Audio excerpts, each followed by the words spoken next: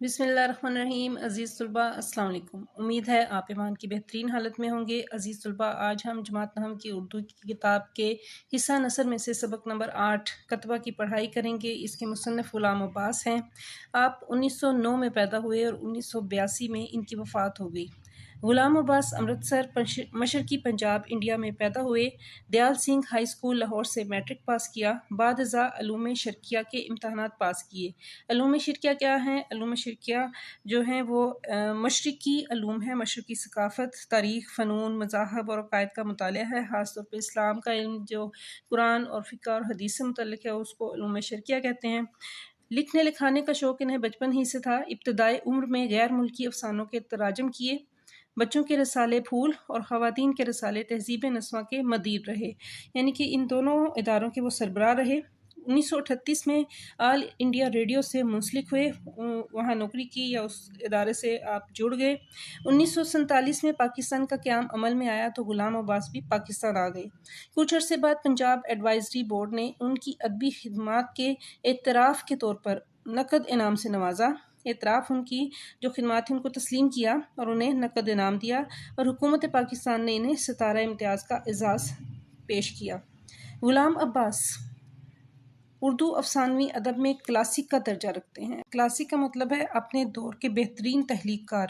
ان کی اہم تصانیف میں 3 افسانوی مجموعے آنندی، کن رس اور جاڑے کی چاندنی، جبکہ 3 ناولٹ گوندنی والا تکیہ، جزیرہ سکن و رام اور دھنک شامل ہیں۔ علاوہ ازیں اس کے علاوہ انہوں نے فیلڈ مارشل صدر ایوب خاں کی کتاب فرینڈز نوٹ میٹرز کا اردو ترجمہ جس رزق سے آتی ہو پرواز میں کوتاہی کے نام سے کیا۔ اردو افسانہ نگاری میں غلام عباس کا مقام اہم ہے اور منفرد ہے۔ ترقی پسند تحریک سے وابستہ ہونے کے باوجود اردو افسانہ نگاری میں غلام عباس کا مقام اہم اور منفرد ہے، الگ ہے۔ ترقی پسند تحریک سے وابستہ نہ ہونے کے باوجود، یعنی کہ ترقی پسند تحریک کا وہ حصہ نہیں تھے، اس کے باوجود ان کے افسانوں میں ترقی پسندانہ رجحانات ملتے ہیں۔ انہوں نے زندگی کی صداقت اور فن کی لطافت کو یکجا کر نہ صرف اردو افسانے کی اس روایت کو زندہ رکھا جس کا آغاز منشی پریم چند 1980 سے 1936 ان کی پیدائش اور وفات کا سن انہوں نے لکھا ہے سے ہوا تھا، بلکہ اس میں اپنی شخصیت کا رنگ بھر کر اسے ترقی کی راہ پر گامزن بھی کیا، رواں دواں کیا، اس کو جاری رکھا اس سفر کو۔ اس لیے کہا جاتا ہے کہ غلام عباس اس اردو افسانوی ادب کے آخری چراغ تھے جو پریم چند نے روشن کیا۔ شامل کتاب افسانہ کتبہ ان کے افسانوں کے مجموعے آنندی سے مستعار ہے لیا گیا ہے، جو ان کے وسیع مشاہدے اور باریک بینی کی عمدہ مثال ہے۔ باریک بین ایک ایسا شخص کو کہتے ہیں جو کہ بات کی تہ تک جاننا چاہتا ہے، بات کی تہ تک پہنچنے والا ہو، اس کو کہتے ہیں۔ آئیے سبق کی پڑھائی کرتے ہیں۔ پہلے سبق کے تدریسی مقاصد جانتے ہیں کیا ہیں۔ طلباء کو صدر دروازے کے باہر نام کی تختی اور قبروں کے کتبوں کے مفہوم سے آگاہ کرنا کہ دونوں میں کیا فرق ہے۔ طلباء کو غلام عباس کے افسانوی رنگ و اسلوب اور ان کے افسانوی مجموعوں کے ناموں سے آگاہ کرنا۔ طلباء کو ضرب المثل، تدبیر، کند بندہ، تقدیر، زند خندہ کا مفہوم سمجھانا۔ طلباء کو سرکاری ملازمین بالعموم کلرکوں کے طور طریقے اور ان کے کاموں کی نوعیت سے آگاہ کرنا۔ طلباء کو افسانوی یا غیر افسانوی نثر پارہ پڑھنے کا کہنا اور اس میں موجود معلومات سے روشناس کرانا۔ شہر سے کوئی 1.5-2 میل کے فاصلے پر پرفضا یعنی کشادہ کھلی جگہ، باغوں اور پھلواریوں میں گھری ہوئی قریب ایک ہی وضع کی بنی ہوئی، ایک ہی طور طریقے سے بنی ہوئی عمارتوں کا ایک سلسلہ ہے جو دور تک پھیلا چلا گیا ہے۔ عمارتوں میں کئی چھوٹے بڑے دفتر ہیں جن میں کم و بیش 4000 آدمی کام کرتے ہیں۔ دن کے وقت اس علاقے کی چہل پہل اور گہما گہمی رونق چونسی ہے، عموماً کمروں کی 4 دیواریوں میں ہی محدود رہتی ہے، ایک حد جس سے وہ باہر نہیں نکلتی، مگر صبح کو 10:30 بجے سے پہلے اور دوپہر کو 4:30 بجے کے بعد وہ سیدھی اور چوڑی چکلی سڑک جو بہت زیادہ وسیع ہو اس کو کہتے ہیں، جو شہر کے بڑے دروازے سے اس علاقے تک جاتی ہے، ایک ایسے دریا کا روپ دھار لیتی ہے، صورت بدل لیتی ہے جو پہاڑوں پر سے آیا ہو اور اپنے ساتھ بہت سا حس و خاشاک بہا لایا ہو، گھاس پھوس جو فالتو چیزیں ہوتی ہیں وہ لے آتا ہو۔ وہ سڑک ایسی لگتی ہے، یعنی کہ جب چھٹی ہوتی ہے، جب دفتر کھلنے کا ٹائم ہے، اس وقت اس سڑک پہ بہت رونق ہو جاتی ہے، ایسے لگتا ہے کہ جیسے انسانوں کا سمندر ابھر آیا ہے اور بہت سے ایسے لگتا ہے کہ جیسے ہنسو خاشاک بہا کے لے آیا ہے، اتنی رونق ہو جاتی ہے۔ گرمی کا زمانہ، سپہر کا وقت، سڑکوں پر درختوں کے سائے لمبے ہونے شروع ہو گئے تھے، مگر ابھی تک زمین کی تپش کا یہ حال تھا کہ جوتوں کے اندر تلوے جھلسے جاتے تھے، یعنی اتنی زیادہ گرمی تھی کہ پاؤں جوتوں کے اندر بھی جل رہے تھے۔ ابھی بھی ایک چھڑکاؤ گاڑی گزری تھی، چھڑکاؤ گاڑی پانی چھڑکنے والی گاڑیاں جو سڑک پہ پانی چھڑکاتی ہیں تاکہ ٹھنڈک ہو جائے۔ سڑک پر جہاں جہاں پانی پڑا بخارات اٹھ رہے تھے۔ شریف حسین کلرک، درجہ دوم، معمول سے کچھ سویرے دفتر سے نکلا اور اس بڑے پھاٹک کے پاس آ کر کھڑا ہو گیا جہاں سے ٹانگے والے شہر کی سواریاں لے جایا کرتے تھے۔ گھر لوٹتے ہوئے آدھے راستے تک ٹانگے میں سوار ہو کر جانا ایک ایسا لطف تھا، ایک ایسا مزہ تھا جو اسے مہینے کے شروع کے صرف 4-5 روز ہی ملا کرتا تھا، مہیا ہوتا تھا، اور آج کا دن بھی انہی مبارک دنوں میں سے ایک تھا۔ آج خلاف معمول، یعنی عام جو روزمرہ کے کام ہے اس کے خلاف ایک کام ہوا کہ اس کی تنخواہ کے 8 روز بعد بھی اس کی جیب میں 5 روپے کا نوٹ اور کچھ آنے پیسے پڑے تھے۔ وجہ یہ تھی کہ اس کی بیوی مہینے کے شروع ہی میں بچوں کو لے کر میکے چلی گئی تھی، اپنے والدین کے گھر چلی گئی تھی اور گھر میں وہ اکیلا رہ گیا تھا۔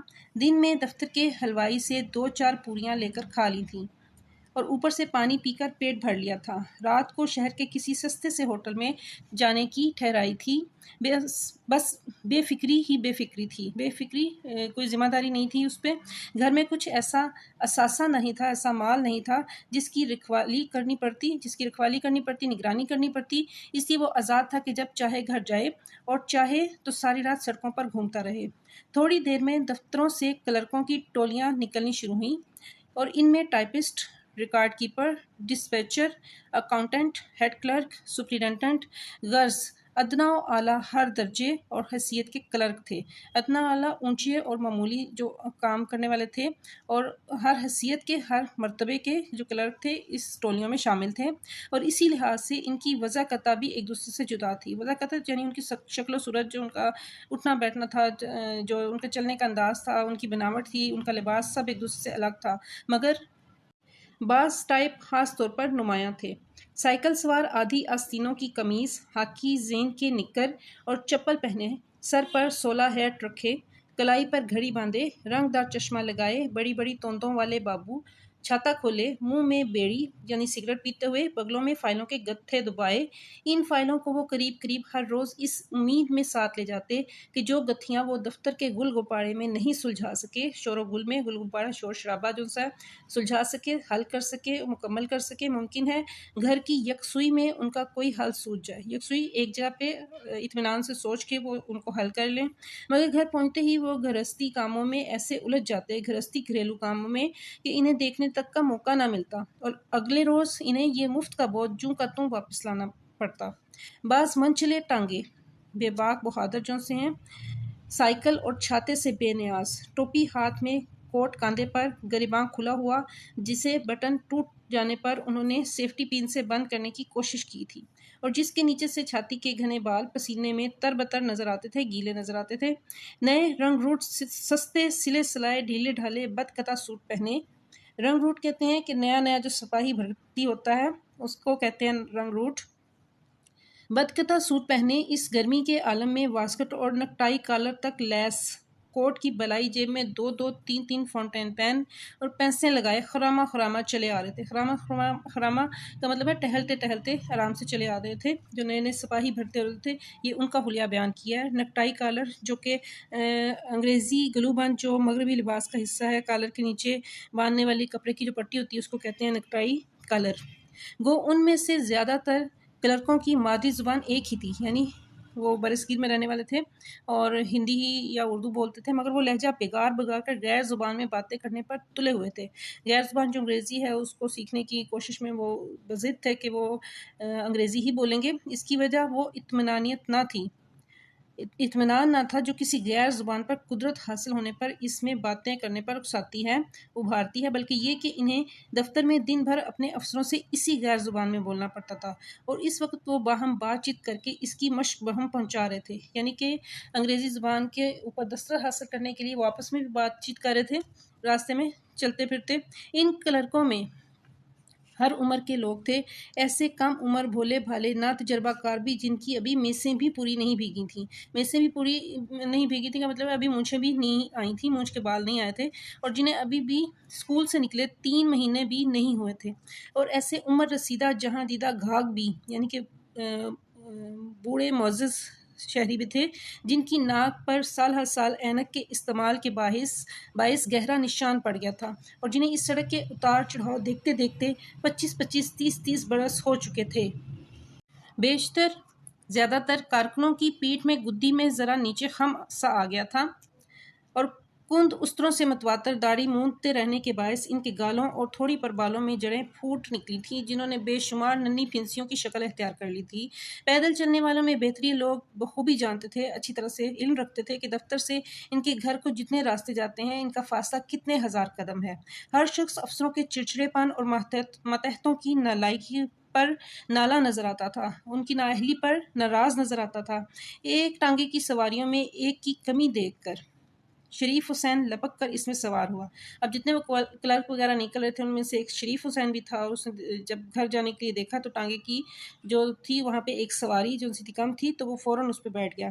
ٹانگا چلا اور تھوڑی دیر میں شہر کے دروازے کے قریب پہنچ کر رک گیا۔ شریف حسین نے ایک کنی نکال کر کوچوان کو دی، جو ٹانگا چلانے والا اس کو کوچوان کہتے ہیں، اور گھر کے بجائے شہر کی جامع مسجد کی طرف چل پڑا، جس کی سیڑھیوں کے گردا گرد ہر روز شام کو کہنہ فروشوں اور سستا مال بیچنے والوں کی دکانیں سجا کرتی تھیں، اور میلہ سا لگا رہتا تھا۔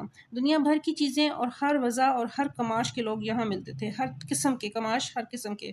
اگر مقصد خرید و فروخت نہ ہو تو بھی یہاں اور لوگوں کی چیزیں خریدتے، مول تول کرتے دیکھنا بجائے خود ایک پرلطف تماشا تھا۔ شریف حسین لیکچر باز حکیموں، سنیاسیوں، ہندو جوگی ان کو کہتے ہیں، تعویذ گنڈے بیچنے والے سیانوں اور کھڑے کھڑے تصویر اتار دینے والے فوٹوگرافروں کے جھمگٹوں کے پاس ایک ایک 2 منٹ رکتا، سیر دیکھتا اس طرف جا نکلا جہاں کباڑیوں کی دکانیں تھیں۔ یہاں اسے مختلف قسم کی بے شمار چیزیں نظر آئیں۔ ان میں سے بعض ایسی تھیں جو اپنی اصلی حالت میں بلا شبہ، اس میں کوئی شک نہیں کہ صنعت کا اعلیٰ نمونہ ہوں گی، اعلیٰ مثال ہوں گی، مگر ان کباڑیوں کے ہاتھ پڑتے پڑتے یا تو ان کی صورت اس قدر مسخ ہو گئی تھی، بری ہو گئی تھی کہ پہچانی ہی نہ جاتی تھی، یا ان کا کوئی حصہ ٹوٹ پھوٹ گیا تھا جس سے وہ بیکار ہو گئی تھیں۔ چینی کے ظروف، گلدان، ٹیبل لیمپ، گھڑیاں، جلی ہوئی بیٹریاں، چوکھٹے کہتے ہیں فریم کو، گرامو فون کے کل پرزے، جراحی کے آلات، ستار، بھوس بھرا ہرن، پیتل کے لمڈھینگ ایک پانی کا خوبصورت پرندہ ہے جس کی لمبی ٹانگیں ہوتی ہیں، اس کے مجسمہ بھی پیتل کا بنا ہوا تھا، بدھ کا نیم قد مجسمہ، یہ چیزیں وہ دیکھ رہا تھا۔ ایک دکان پر اس کی نظر سنگ مرمر کے ایک ٹکڑے پر پڑی جو معلوم تھا کہ مغل بادشاہوں کے کسی مقبرے یا بارادری سے اتارا گیا ہے۔ اس کا طول کوئی 1.25 فٹ تھا اور عرض 1 فٹ۔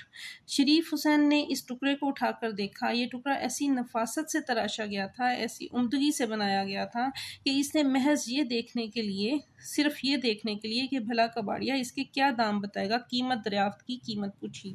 3 روپے۔ کباڑیے نے اس کے دام کچھ زیادہ نہیں بتائے تھے، مگر آخر اسے اس کی ضرورت ہی کیا تھی۔ اس نے ٹکڑا رکھ دیا اور چلنے لگا۔ کیوں حضرت چل دیے، آپ بتائیے کیا دیجیے گا۔ وہ رک گیا۔ اسے یہ ظاہر کرتے ہوئے شرم سی آئی کہ اسے اس چیز کی ضرورت نہ تھی، اور اس نے محض صرف اپنے شوق تحقیق کو پورا کرنے کے لیے قیمت پوچھی تھی کہ اس کی کیا قیمت ہو سکتی ہے۔ اس نے سوچا دام اس قدر کم بتاؤ کہ جو کباڑی کو منظور نہ ہو۔ کم از کم وہ اپنے دل میں یہ تو نہ کہے کہ یہ کوئی کنگلا ہے جس کے پاس پیسے نہیں ہیں، جو دکانداروں کا وقت ضائع اور اپنی حرص پوری کرنے آیا ہے۔ ہم تو 1 روپیہ دیں گے۔ یہ کہہ کر شریف حسین نے چاہا کہ جلد قدم اٹھاتا ہوا کباڑی کی نظروں سے اوجھل ہو جائے، غائب ہو جائے، مگر اس نے اس کی مہلت ہی نہ دی، وقت ہی نہ دیا۔ اجی سنیے تو، کچھ زیادہ نہیں دیں گے، 1.25 روپیہ بھی نہیں، اچھا لے جائیے۔ شریف حسین کو اپنے آپ پر غصہ آیا کہ میں نے 12 آنے کیوں نہ کہے۔ اب لوٹنے کے سوا کوئی چارہ ہی کیا تھا۔ قیمت ادا کرنے سے پہلے اس نے اس مرمرین ٹکڑے کو اٹھا کر دوبارہ دیکھا، بھلا کہ اگر ذرا سا بھی نقص نظر آئے، خرابی نظر آئے تو اس سودے کو منسوخ کر دے۔ مگر وہ ٹکڑا بے عیب تھا، اس میں کوئی خرابی نہیں تھی۔ نہ جانے کباڑیے نے اس قدر سستا کیوں بیچنا قبول کیا۔ رات کو جب وہ کھلے آسمان کے نیچے اپنے گھر کی چھت پر اکیلا بستر پر کروٹیں بدل رہا تھا تو اس سنگ مرمر کے ٹکڑے کا ایک مصرف اس کے ذہن میں آیا۔ استعمال: خدا کے کارخانے عجیب ہیں، وہ بڑا غفور الرحیم ہے۔ اس کے کیا عجب اس کے دن پھر جائیں، وہ کلرک درجہ دوم سے ترقی کر کے سپرنٹینڈنٹ بن جائے اور اس کی تنخواہ 40 سے بڑھ کر 400 ہو جائے۔ خیالات اس کے ذہن میں آ رہے ہیں، یہ نہیں تو کم سے کم ہیڈ کلرک ہی صحیح۔ پھر اسے ساجے کے مکان میں رہنے کی ضرورت نہ رہے گی۔ ساجے کا مکان جو اکٹھا ایک ہی جگہ پہ رہتے ہیں، بلکہ وہ کوئی سا چھوٹا سا مکان لے لے اور اس مرمرین ٹکڑے پر اپنا نام کندہ کرا کر دروازے کے باہر نصب کر دے گا، لگا دے گا۔ مستقبل کی یہ خیالی تصویر اس کے ذہن میں کچھ اس طرح چھا گئی کہ یا تو وہ اس مرمرین ٹکڑے کو بالکل بے مصرف سمجھتا تھا، یا اب اسے ایسا محسوس ہونے لگا گویا وہ ایک عرصے سے اس قسم کے ٹکڑے کی تلاش میں تھا اور اگر اسے نہ خریدتا تو بڑی بھول ہو جاتی۔ عزیز طلباء، سبق کتبہ ایک افسانہ ہے۔ آج کے لیکچر میں اس کی اتنی پڑھائی، نئے لیکچر میں باقی پڑھائی کریں گے۔ میرے چینل پہ نئے ہیں، چینل کو لائک کریں، کمنٹ کریں، شیئر کریں، سبسکرائب کریں۔